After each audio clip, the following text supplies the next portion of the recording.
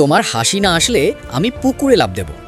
একদিন মা আমাকে বাজার থেকে মুরগি আর সবজি আনতে ৮০০ টাকা দিল। কড়া গলায় বলল, সোজা বাজারে যাবি, সোজা বাড়ি ফিরবি, মাঝখানে কোনো আড্ডা না।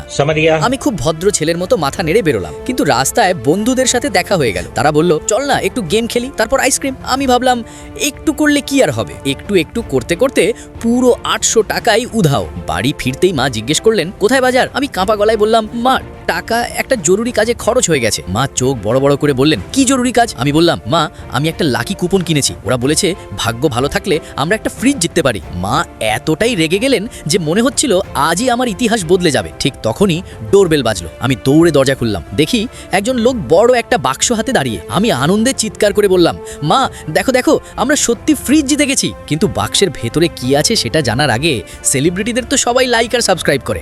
দেখি তো কতজন নিজের মা বাবার জন্য ৩ সেকেন্ডের মধ্যে ভিডিওটা লাইক করে আর চ্যানেলটা সাবস্ক্রাইব করেন। চলুন আবার গল্পে ফিরি। লোকটা গম্ভীর মুখে বলল, এই যে আপনার বাড়ির পুরনো ফ্যানটা সারাই করে দিলাম, এটা সেই ফ্যান। আমি হতবাক। মা পিছন থেকে সব শুনছিলেন। তারপর যা হলো, মা এমন দৌড়ে আমার দিকে এলেন যে আজও সেই দৌড় মনে পড়লে আমার হার্টবিট 5G স্পিডে চলে যায়।